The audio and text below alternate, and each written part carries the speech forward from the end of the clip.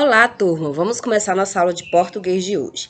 E agora, nesse bimestre, nós vamos mudar um pouquinho a temática, o sistema das aulas remotas. Nós vamos acompanhar as videoaulas do governo do estado, que é a videoaula do Vamos Aprender Ceará, onde falará sobre a apostila dos escritores, iremos continuar com as apostilas dos escritores, mas também falaremos sobre alguns gêneros, algumas temáticas transversais. Hoje nós iremos dar início assistindo essa videoaula com a temática abordada sobre o projeto Vamos Aprender Ceará, certo? Então, iremos acompanhar essas videoaulas a partir desse bimestre. Então, vamos comigo iniciar nossa aula de português de hoje.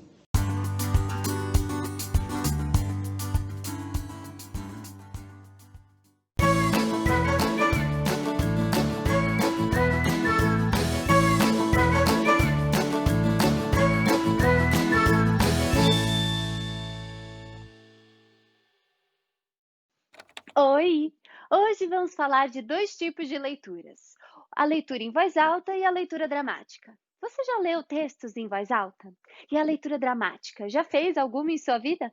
Você sabe dizer as características de cada uma dessas leituras? Você sabe dizer por que são diferentes? Antes de pensar em uma resposta, vamos ver se você consegue perceber essas diferenças nas duas leituras que eu vou fazer agora, de um trechinho da peça O Noviço, de Martins Pena. Vamos lá? Deixei aqui meu livrinho.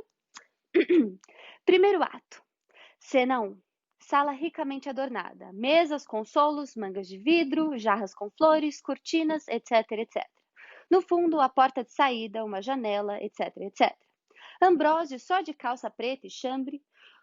No mundo, a fortuna é para quem sabe adquiri-la. Pintam na cega. Que simplicidade! Cego é aquele que não tem inteligência para vê-la e alcançar. Todo homem pode ser rico se atinar com o verdadeiro caminho da fortuna. Vontade forte, perseverança e pertinácia são poderosos auxiliares. Qual o homem que, resolvido a empregar todos os meios, não consegue enriquecer-se? Em mim se vê o exemplo. Há 8 anos eu era pobre e miserável, e hoje sou rico, e ainda mais o serei. E como não importa, no bom resultado está o mérito. Mas um dia pode tudo mudar. Oh, que temo eu? Se em algum tempo tiver que responder pelos meus atos, o ouro justificar-me-á, serei limpo de culpa. As leis criminais fizeram-se para os pobres. Muito bem, agora a segunda leitura. Primeiro ato, cena 1. Sala ricamente adornada, mesas, consolos, mangas de vidro, jarras com flores, cortinas, etc, etc. No fundo, porta de saída, uma janela, etc, etc. Ambrósio, só de calça preta e chambre. No mundo, a fortuna é para quem sabe adquiri-la. Pintam na cega. Que simplicidade! Cego é aquele que não tem inteligência para vê-la e alcançar. Todo homem pode ser rico se atinar com verdadeiro o caminho da fortuna. Vontade forte, perseverança e pertinácia são poderosos auxiliares. Qual o homem que, resolvido empregar os meios, não consegue enriquecer-se? Em mim se vê o exemplo. Há 8 anos eu era pobre, miserável, e hoje sou rico, e mais ainda o serei. E, como não importa, no bom resultado está o mérito, mas um dia tudo pode mudar. O que temo eu? Se em algum tempo tiver que responder pelos meus atos, o ouro justificar-me-á, serei limpo de culpa. As leis criminais se fizeram para os pobres. E aí, percebeu a diferença entre as duas leituras? Da primeira vez, fiz uma leitura com voz alta do texto, sem dar nenhuma entonação especial às falas das personagens. Da segunda vez, no entanto, a minha leitura foi dramática, como se eu fosse o próprio personagem, Ambrósio, falando.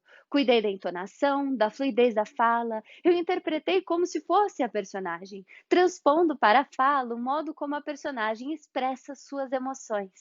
Você reparou nas minhas expressões faciais, dos meus gestos enquanto eu li o texto?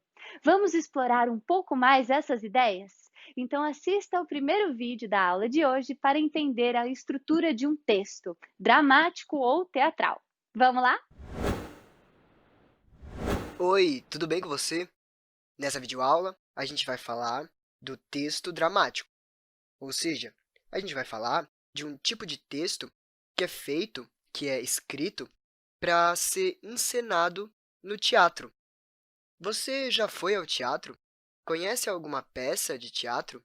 Bom, se ainda não, vamos prestar um pouquinho de atenção nessa pequena foto que eu trouxe. Essa é uma foto do Teatro Municipal de São Paulo, um teatro até que um pouco antigo da capital de São Paulo. Prestando atenção nessa imagem, a gente consegue perceber que existem várias cadeiras de frente para o palco. Isso porque a plateia, ou o público, as pessoas que vão assistir à peça, precisam se sentar de frente para os atores, para as atrizes que vão encenar a história. Inclusive, assistentes de som e de iluminação são muito importantes numa peça de teatro. O som, a iluminação e a encenação dos atores e das atrizes nos colocam no ambiente da história. Bom, agora que a gente já entende o que é um teatro e o que tem nele, vamos prestar atenção no texto dramático. O texto dramático ele possui uma estrutura bastante específica. Com ele, os atores, as atrizes, os diretores, os assistentes de som e de luz conseguem entender exatamente o roteiro da história, como ela vai acontecer, quando os personagens vão falar, quando o outro personagem vai responder, qual a cena, enfim. Como características da estrutura de um texto dramático, a gente tem as seguintes. Ele é dividido em cenas e em atos, quase como que em capítulos de livros ou episódios de séries de TV. Além disso, o texto dramático, as peças de teatro, são sempre cheias de diálogo. Isso porque, como a gente geralmente não tem um narrador contando a história, são os personagens dialogando entre si, conversando entre si, que desenrolam toda a narrativa. Além disso, como a gente falou agora há pouco, os atores e as atrizes decoram o texto dramático. Isso acontece porque, na hora de se apresentarem para um público, eles precisam estar com todas as falas na ponta da língua, sabendo exatamente qual é o começo, o meio e o fim da história. Os atores e as atrizes precisam memorizar as suas falas para poder se apresentarem. Além dessas três características, uma coisa que também é presente no texto dramático são os elementos externos, o nome dos personagens e a descrição do cenário. Geralmente, quando a gente está lendo um texto dramático, a gente pode se deparar com uma frase do tipo "Fulano entra em cena e deita na cama". Bom, isso não é uma fala de nenhum personagem, mas aparece logo antes do início da cena. Para quê? Para que a gente consiga perceber onde que a cena vai se passar, com quais personagens e o que está prestes a acontecer. Bom, para esse vídeo eu trouxe um trecho, um comecinho de uma peça de teatro, para a gente conseguir encontrar todos os elementos que compõem um texto dramático e entender como ele funciona. Eu vou ler esse trecho da peça e depois a gente vai tentar encontrar juntos tudo que define um elemento, uma característica de um texto dramático.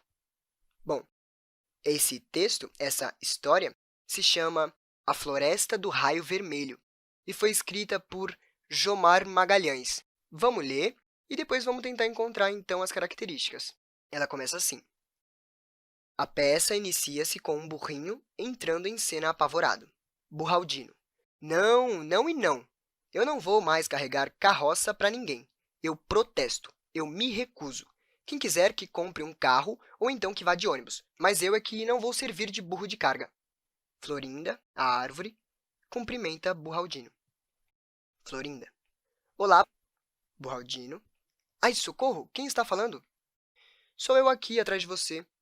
Atrás de mim, Florinda balança os galhos. Aqui, ó. Ué, uma árvore? Eu pensava que as árvores só conversassem com outras árvores. É verdade, as árvores conversam com outras árvores, os animais com outros animais e os homens com outros homens. Mas hoje é necessário que todos falem a mesma língua para que todos possam sobreviver. O meu nome é Florinda. E o seu? E o Burraldino responde. O meu é Burraldino Jumentino da Silva.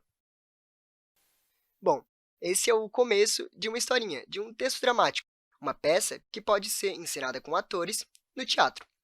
Vamos prestar atenção, então, nas características, nos elementos que fazem desse texto um texto dramático. Bom, antes de mais nada, vamos identificar aquelas duas primeiras linhas do texto. As primeiras palavras que a gente lê são A Floresta do Raio Vermelho.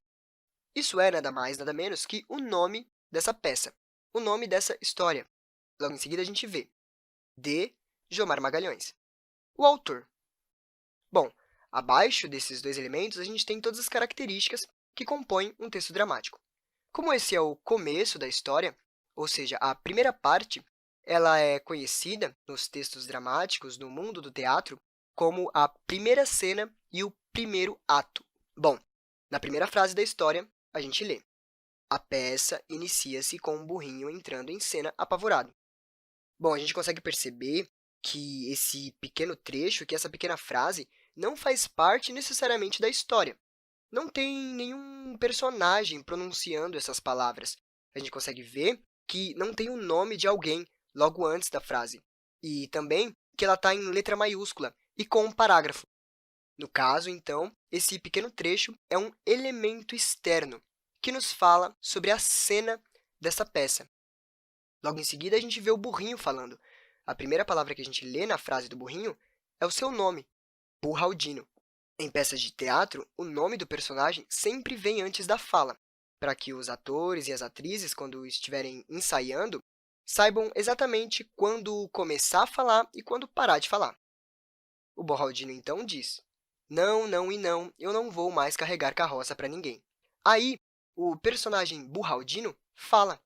Essa é, então, a primeira frase da peça. Logo em seguida, a gente tem Florinda, a árvore, cumprimenta Burraldino. Esse é outro elemento externo da cena. A gente consegue, então, perceber que a Florinda, uma árvore, cumprimentou o burrinho. Logo em seguida, a gente vê a fala dela. Florinda, dizendo: olá, burrinho. Bom, aí a gente consegue perceber um outro personagem da história, a árvore Florinda. Viu que sempre que alguém começa a falar, o seu nome aparece logo no começo da frase? Como eu disse, isso serve para a gente identificar quem está falando o quê. Logo em seguida, a gente tem um curto diálogo entre o burrinho e a árvore. O burrinho se surpreende que a árvore está conversando com ele, e a árvore responde que, hoje em dia, é necessário que todos se comuniquem para sobreviver. Como bem vimos, o diálogo tem a função não só de transmitir mensagens entre personagens, mas também de sustentar toda a história, toda a narrativa. É através do diálogo que as coisas acontecem. Bom, nesse vídeo, a gente viu que o texto dramático tem várias funções. Dentre elas, a gente aprendeu que ele é feito para ser apresentado em teatros. Além disso, os atores e as atrizes precisam ensaiar e decorar os textos. É assim que eles conseguem apresentar a peça de teatro para o público. O texto dramático é um jeito antigo de contar histórias. Desde a Grécia Antiga, os teatros já existem.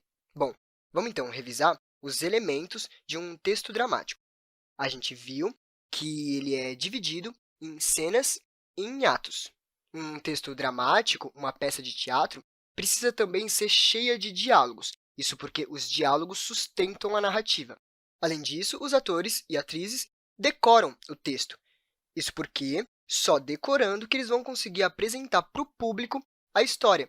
Por último, o texto dramático possui elementos externos, ou seja, pequenos trechos dentro do texto que nos mostram o nome dos personagens, a descrição do cenário e da cena que vai acontecer. São com os elementos externos que a gente consegue entender o cenário, onde a história se passa, como as cenas vão acontecer, enfim. Bom, eu vou ficando por aqui. Espero que você tenha entendido o que é um texto dramático e qual a sua função, a de contar histórias. A gente se vê numa próxima aula, então. Até lá e bons estudos!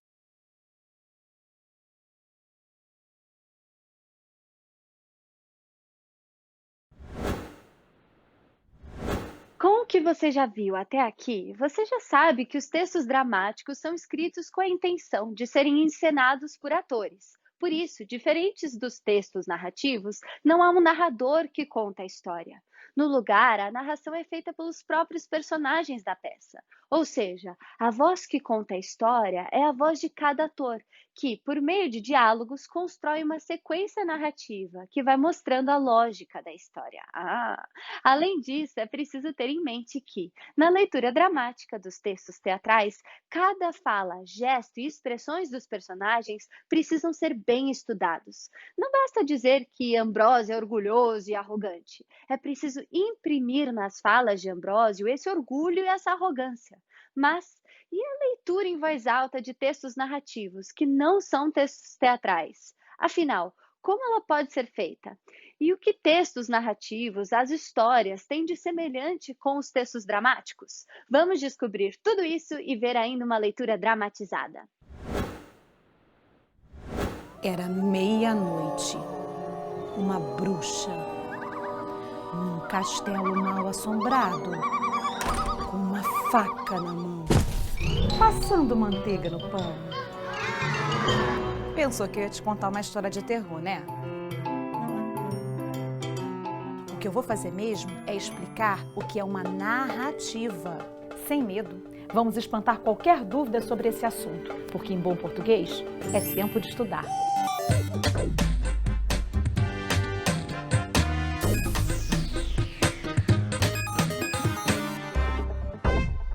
Gente, é muito simples. Narrar é contar uma história. Uma coisa que a gente faz praticamente o tempo todo. Você faz isso e nem percebe. Quando contamos para os amigos o que fizemos nas férias, compomos uma narrativa.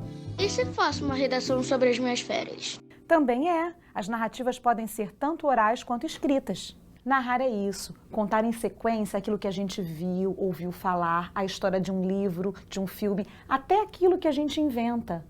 E é também aquilo que o povo das antigas chamava de causo, sabe? E hoje? É treta que chama, né?